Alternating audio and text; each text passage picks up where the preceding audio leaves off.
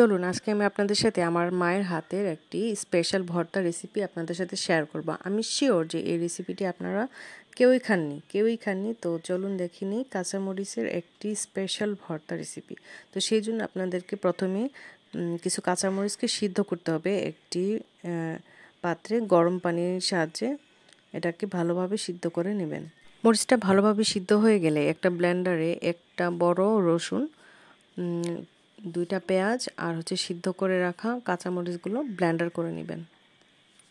এই তো ব্লেন্ডার হয়ে গেল। এখন এটাকে একটা পাশে সাইড করে রেখে একটা 5টা শীতল শুটকি দিবেন একটু পানির মধ্যে। এই দেখেন এই শুটকিগুলোকে আমরা শীতল শুটকি বলি। এই শুটকিগুলো থেকে মাঝখান থেকে কাটা ফেলে দিবেন। কাটা যদি না ফেলেন তাহলে কিন্তু অতিরিক্ত কাটা লাগবে মুখে খাওয়া। এখন আমরা ব্লেন্ডার করে রাখা ভালো লাগে যে পেস্ট ছিল ওই পেস্টটা এখন এখানে ব্যবহার করব। সম্পূর্ণ পেস্ট ঢেলে দিবেন এখানে কড়াইয়ের মধ্যে দিয়ে এই মশলাটাকে একটু পানি দিয়ে কষাবেন।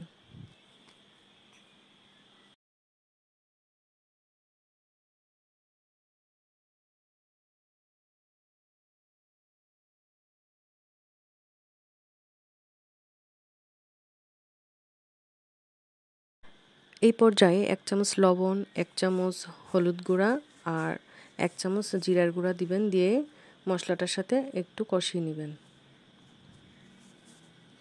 তারপর এখানে 2 পিস পাঙ্গাস মাছ কাটা বেছে দিবেন। মাঝখানে যে কাটা থাকবে কাটা ফেলে দিয়ে তারপরে এই মশলাটার সাথে দিয়ে কষিয়ে নেবেন। এখানে কিন্তু অবশ্যই 2 পিস মাছ ব্যবহার করতে হবে।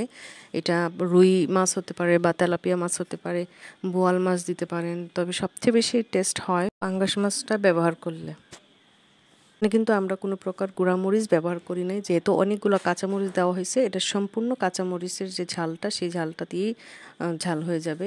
আর এত বেশি টেস্টি হয় যে আপনারা না খেলে এটা ধারণা করতে পারবেন না যেটা কত পরিমাণে টেস্টি। খুব ভালোভাবে একটু নেড়ে চেড়ে শুকিয়ে নেবেন, খুব ভালোভাবে শুকিয়ে নেবেন।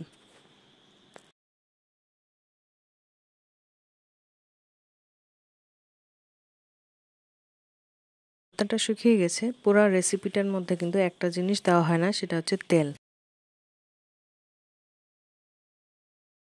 কড়াইয়ের চতুর্পাশে ভর্তাটাকে একটু ছড়িয়ে দিয়ে মাঝখানে একটু তেল দিয়ে দিবেন। আর তেলটা যখন খুব ভালোভাবে গরম হয়ে যাবে তখন ভর্তাটাকে মিক্সড করে ফেলবেন। চতুর্পাশ থেকে ভর্তাটাকে নেড়ে চেড়ে একদম ভালোভাবে একদম করে নেবেন, ভাজা করে নেবেন। এই ভর্তার মধ্যে কিন্তু এক ফোঁটাও পানি নাই, এখানে এখন শুধু একটু তেল আছে।